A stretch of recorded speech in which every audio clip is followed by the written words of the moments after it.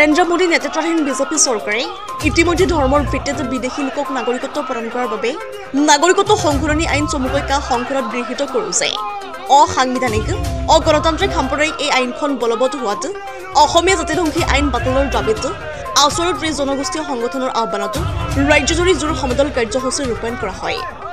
সদৌ অসম ছাত্ৰ সন্থাৰ সাংগঠনিক সম্পাদক ৰিয়াজ উদ্দিন আহমেদ, সদৌ নলবাৰী জিলা ছাত্ৰ সন্থাৰ উপদেষ্টা অক্ষয় ডেকা, গুণজ্যোতি পাঠক, উৎপল কলিতা, সভাপতি নিৰজুদ্দিন আহমেদ আৰু সাধাৰণ সম্পাদক সমৰজ্যোতি মহন্তৰ নেতৃত্বত জিলাখনৰ প্ৰতিখন আঞ্চলিক ছাত্ৰ সন্থাৰ লগতে জিলা নেতৃত্বৰ সহ কেইবা শতাধিক ছাত্ৰ নেতা কৰ্মী উপস্থিত থাকে।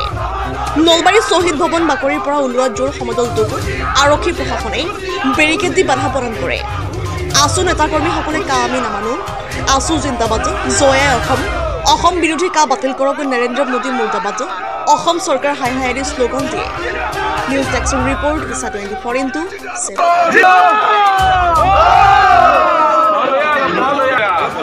অসম পুলিচৰ লাজ নাই, লাজ নাই, চৰকাৰ হাই হাই হাই হাই হাই, অসম পুলিচ মুৰ্দাবাদ মুৰ্দাবাদ মুৰ্দাবাদ, অসম পুলিচৰ লাজ নাই, লাজ নাই, লাজ নাই, অসমীয়া হয় অসম পুলিচৰ লাজ নাই, লাজ নাই, লাজ নাই, এই সংগ্ৰাম চলিছে চলিছে চলিব, অসমীয়া হয় অসম পুলিচৰ লাজ নাই, লাজ নহ'ব নহ'ব নহ'ব, কামানি লন নহ'ব নহ'ব নহ'ব, অসম পুলিচ হাই হাই হাই হাই হাই, বিহা বিপদ হাই বিহা বিপদ হাই হাই হাই হাই, বিহা বিপদ হাই হাই হাই হাই হাই, নৰেন্দ্ৰ মোদী মুৰ্দাবাদ মুৰ্দাবাদ মুৰ্দাবাদ মুৰ্দাবাদ মুৰ্দাবাদ, মুৰ্দাবাদ মুৰ্দাবাদ মুৰ্দাবাদ, অসম পুলিচ হাই হাই হাই হাই হাই, অসম চৰকাৰ হাই হাই হাই হাই, মোদী চৰকাৰ হাই হাই হাই হাই, মোদী হুঁচিয়াৰ হুঁচিয়াৰ হুঁচিয়াৰ, মোদী হুঁচিয়াৰ হুঁচিয়াৰ হুঁচিয়াৰ, শৰ্মা হুঁচিয়াৰ হুঁচিয়াৰ হুঁচিয়াৰ, শৰ্মা হুঁচিয়াৰ হুঁচিয়াৰ হুঁচিয়াৰ, অসমত হিটলাৰী এখন নচলিব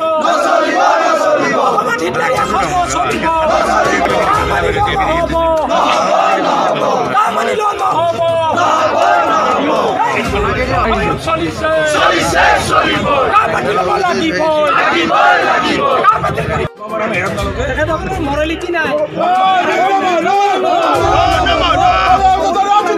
জিন্দাবাদ জিন্দাবাদ জিন্দাবাদ জিন্দাবাদ জিন্দাবাদ জিন্দাবাদ, রামানো রামানো, হাই হাই হাই হাই, আমার কি হাই হাই হাই হাই হাই হাই, আমার কি হুঁশিয়ার হুঁশিয়ার হুঁশিয়ার,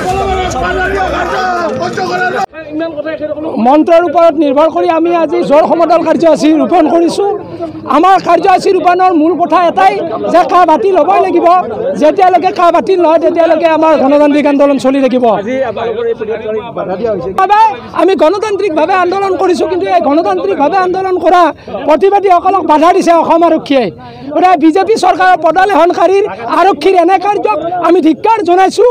আমি সম্পূৰ্ণৰূপে গণতান্ত্ৰিকভাৱে আন্দোলন কৰিছোঁ, কিন্তু এই গণতান্ত্ৰিক আন্দোলনটোক অগণতান্ত্ৰিক কৰাৰ দিশে আগবঢ়াই নিয়াৰ ক্ষেত্ৰত আৰক্ষীয়ে যি সুবিধা দিছে সেই সুবিধাটো আমি লজ্জিত হৈছোঁ।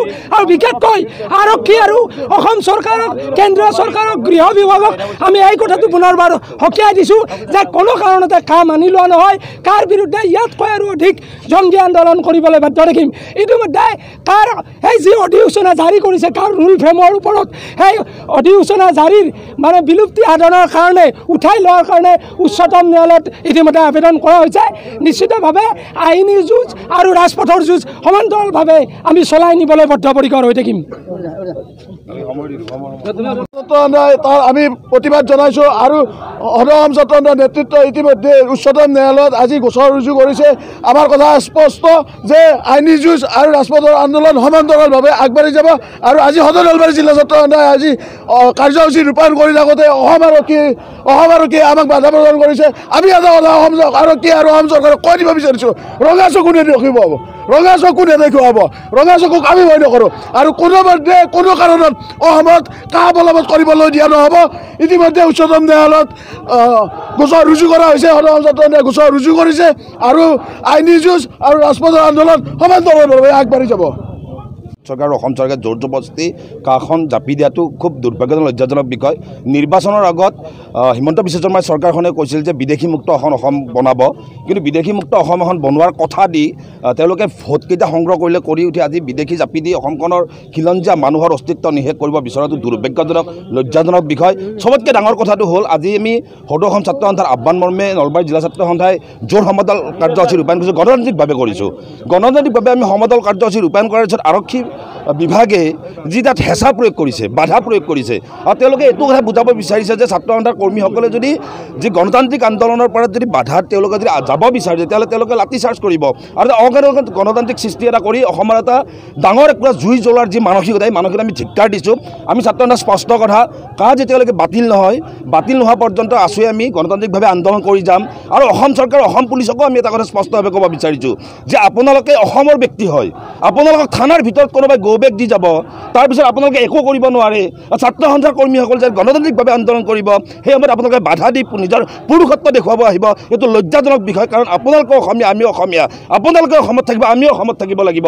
সেনে অসমীয়া জাতিৰ তথা খিলঞ্জীয়াৰ অস্তিত্ব নিশেষ কৰিব বিচৰা চৰকাৰখনক আজিৰে আমি জোৰ সমদল স্পষ্টভাৱে কৈছোঁ যে আপোনালোকে ইয়াৰ পৰা আঁতৰি থাকক, নহ'লে ইয়াৰ পিছত কিন্তু জংগী আন্দোলন কৰিবলৈ বাধ্য হ'ম।